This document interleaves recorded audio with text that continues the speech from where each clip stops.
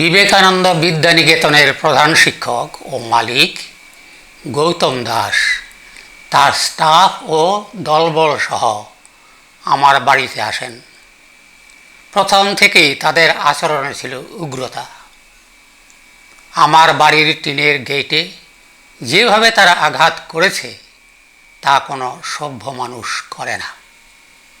তাদের অভিযোগ, আমার ছেলে ফেসবুকে তার ও তার সহকারী শিক্ষিকা লিপিকা সম্পর্কে যে মন্তব্য করেছে তা তাদের ভালো লাগেনি।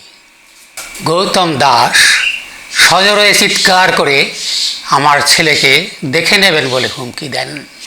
লিপিকা এতই উত্তেজিত ও উগ্র ছিল যে সে আমার ছেলেকে আঘাত করে। তাকে উস্কানি দেয় তার স্বামী। এক পর্যায়ে সেও আমার ছেলেকে আক্রমণ করতে আসে, কিন্তু তা প্রতিহত করা হয়।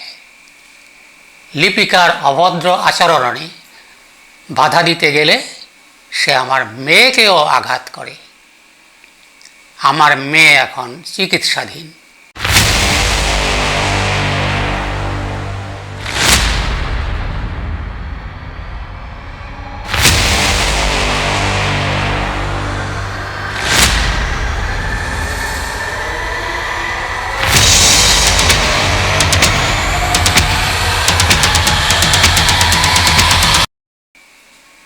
এখানেই শেষ নয়, সে আমার স্ত্রীকেও আঘাত করতে উদ্যত হয়।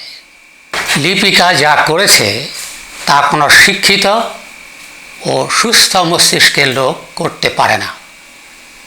সে নারীকুলের কলঙ্ক, শিক্ষক সমাজের কলঙ্ক। আমি একজন প্রাক্তন অধ্যাপক হিসেবে বলছি, তার শিক্ষা দীক্ষা সম্পর্কে আমার মনে প্রশ্ন জাগে।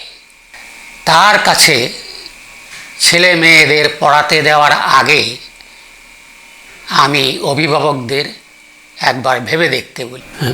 কারণ এক অন্ধ আরেক অন্ধকে পথ দেখাতে পারে না। জ্ঞানীরা বলেন, বিদ্যা বিনয়ং দদাতি, অর্থাৎ বিদ্বান ব্যক্তি বিনয়ী হয়। তাদের আচরণে বিনয়ের লেশ মাত্র ছিল না। তারা পরশ্রী কাতর। আমার ছেলের ইমেজকে নষ্ট করার জন্যে তারা ষড়যন্ত্র করছেন। আমার ছেলের ও পরিবারের মানহানির জন্য যদি কিছু হয়, তার দায়ভার কে নেবে? লিপিকাকে বলি, আপনাকে ধিক্কার দেওয়ার ভাষা আমার নেই।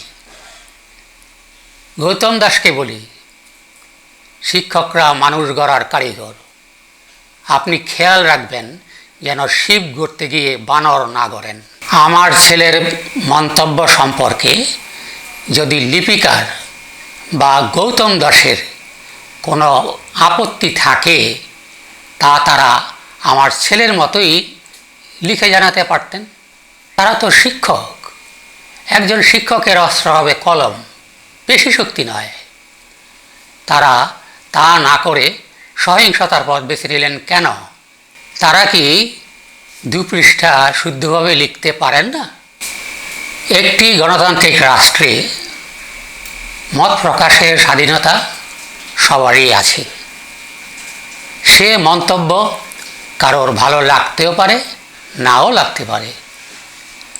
ভালো না লাগলেই কারোর বাড়িতে এসে তাকে মারতে হবে? এ অধিকার তাকে কে দিল? দেশে কি আইন নেই? লিপিকা ও গৌতম দাস কেবল আমার ছেলের সম্মান নষ্ট করেননি, আমার সম্মানও নষ্ট করেছেন। তাদের সমস্ত ব্যাপারটা পূর্ব পরিকল্পিত। আমি 27 বছর কলেজে অধ্যাপনা করেছি। আমার ছেলেকে আমি নিজে আমার আদর্শে গড়ে তোলার চেষ্টা করেছি। তার চরিত্র সম্পর্কে কোনো প্রশ্ন নেই, কিন্তু এখানে চরিত্র হননের চেষ্টা চলছে। সম্পূর্ণটাই বানোয়াট, ভিত্তিহীন, উদ্দেশ্যমূলক। এই ধরনের অপচেষ্টা থেকে বিরত থাকা উচিত। সেদিনের ঘটনাকে প্রথম থেকে শেষ পর্যন্ত ভিডিও করা হয়েছে, সম্পূর্ণটাই উদ্দেশ্যমূলক। একে সোশ্যাল মিডিয়ায় ছড়িয়ে দেওয়ার পায়তারা চলছে। আমার ছেলেকে লাখ লাখ মানুষের কাছে হেয় করার জন্য তারা অপচেষ্টা চালাচ্ছে।